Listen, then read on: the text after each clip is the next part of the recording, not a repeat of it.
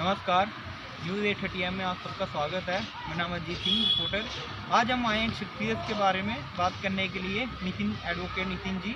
आज इनसे हम बात करते हैं कि काफ़ी वीडियो वायरल हो रही है सिविल कमिश्नर के बारे में। आज हमसे इनसे पूछते हैं कि उसके बारे में क्या बना, क्या उसका रिजल्ट आया। आइए हम बात करते हैं। भैया, आपका स्वागत है हमारे चैनल से, हम आपका वेलकम करते हैं। आप बताना चाहेंगे कि इसमें क्या रहा, क्या नहीं रहा, इसका आगे का प्रोजेक्ट जो आपने बात की थी। अजीत जी, पहले तो मैं तहे दिल से आपका शुक्रिया अदा करना चाहता हूँ कि आपके जैसे विजिलेंट सचेत लोग हमारे समाज के अंदर हैं, जो समाज की आवाज़ को ऊपर तक पहुँचाते हैं अपने मीडिया चैनल के थ्रू। आपके युवा एक चेतना है सबके लिए। और मेरी वीडियो जो कि बहुत ज़्यादा वायरल हुई रिलीफ कमिश्नर साहब को लेके, तो आज आपको मैं बता दूं कि 3 दिन उस बकुए को हो चुके हैं, मगर उनका अहंकार तस से मस नहीं हो रहा। ब्यूरोक्रेटिक गुंडागर्दी J&K में पीक पे है और उसकी सबसे बड़ी मिसाल रिलीफ कमिश्नर साहब का दफ्तर है। आपको मैं ये बात बताऊं कि 4 तारीख को जब मैं रिलीफ कमिश्नर साहब के दफ्तर गया अपने राशन कार्ड को बाइफरकेट करवाने के लिए, तो बड़े अहंकार से वो मुझे पूछते हैं आपका नाम क्या है जी। मुझे कहीं बैठने के लिए कुछ नहीं बोला गया। शायद उनको ये नहीं पता कि ये नितिन बख्शी एक टैक्स पेयर है। इसके भरे हुए टैक्स से रिलीफ कमिश्नर नहीं, हर अधिकारी के जेब में तनख्वाह आती है। मैं देश का नागरिक हूँ, देश को टैक्स देता हूँ, देश को चलाता हूँ, मगर मुझे कहीं बैठने के लिए नहीं बोला गया। मगर चलिए, मुझे उस चीज़ से कोई फ़र्क नहीं पड़ता। वो मुझे कहते हैं कि भाई साहब, आपको अपने पिताजी को लेके आना है इस बाइफरकेशन के लिए।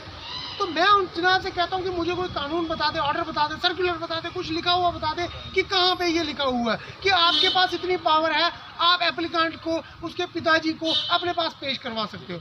जब मैं आपको दरख्वास्त दे रहा हूँ, दरख्वास्त के साथ एफिडेविट्स लगे हैं, affidavits are duly attested by first class magistrate, तो क्या आप उस मैजिस्ट्रेट से बड़े हैं?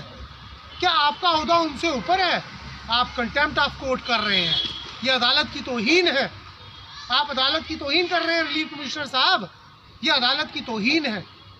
आप जो कायदा कानून लेके आए हैं वो किसी कागज़ में नहीं है, वो किसी किताबों में नहीं है। मैं एक कंप्लेंट लगाता हूँ लेफ्टिनेंट गवर्नर ग्रीवियंस सेल में इस मसले को लेके, और आपके ही डिपार्टमेंट का अधिकारी उसमें रिपोर्ट दे रहा है, और जो उसने डॉक्यूमेंट्स की लिस्ट बताई वो सारी लिस्ट मैंने प्रिपेयर की। उस लिस्ट में कहीं भी जिक्र नहीं है कि एप्लीकेंट के जो अपने परिवार से बाइफरकेट होना चाहता है अपने पिताजी के राशन कार्ड से, कि उनको पिताजी से एक एप्लीकेशन भी लेनी है या एफिडेविट भी लेना है। क्योंकि ये एक बेसिक प्रिंसिपल की बात है कि एक अडल्ट शादीशुदा, उसका एक बच्चा है, 2 बच्चे हैं, जो भी है, वो अगर अपने माँ बाप से अलग राशन कार्ड बनाना चाहता है या अलग रहना चाहता है, तो उसमें माँ बाप की ऑब्जेक्शन या नो ऑब्जेक्शन का सवाल या निशान ही खड़ा नहीं होता।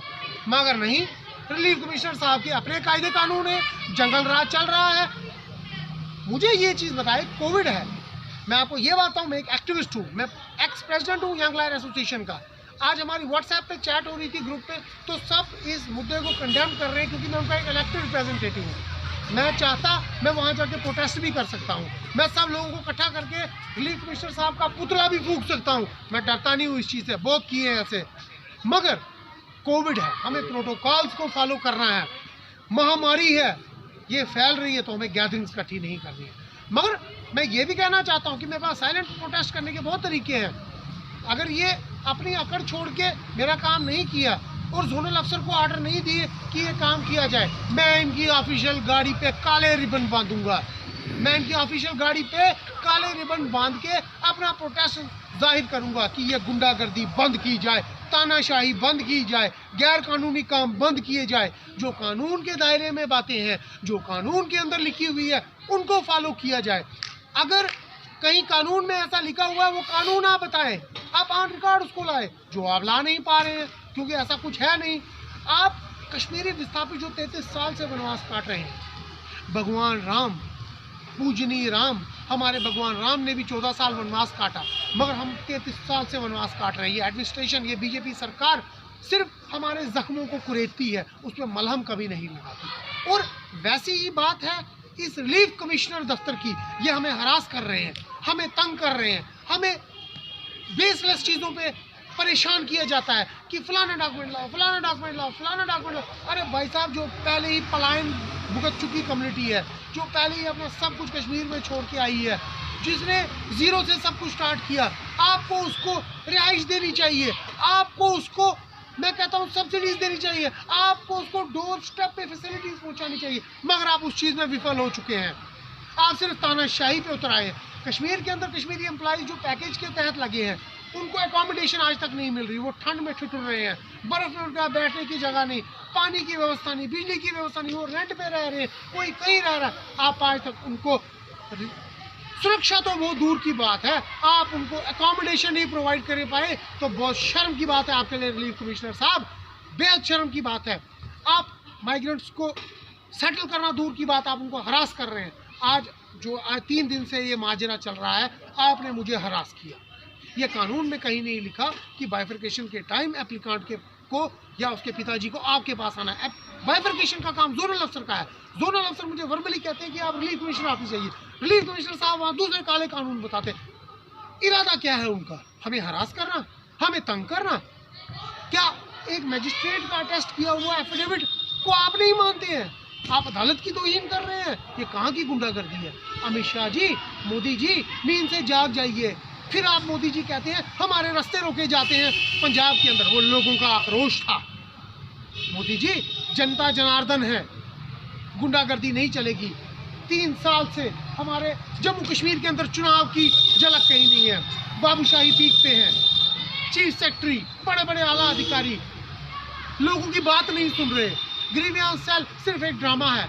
मेरी हजारों ग्रीवियंसेस उसके अंदर है, एक फिल्म सी वो होता है उसके अंदर। एसएसपी ऑफिस के अंदर से मेरे खिलाफ रिपोर्ट आती है कि भाई he is a habitual complainant.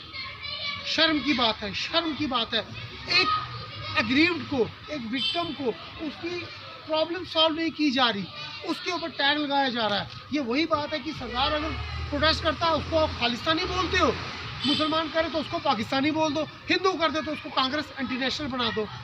कोई भी हो, आपने हर एक को टैग लगाना है। बीजेपी का यही हिसाब है, हम सुच्चे बाकी सब लुच्चे। तो बड़ी शर्मनाक बात है कि रिलीफ कमिश्नर अभी तक अपने अहंकार में है। मुझे वो सर्विस नहीं प्रोवाइड करा पा रहे। जोनल अफसर साहब मुझे वहाँ भेजते हैं और वो वहाँ मुझे बोलते हैं अपने पिताजी को लेके आओ।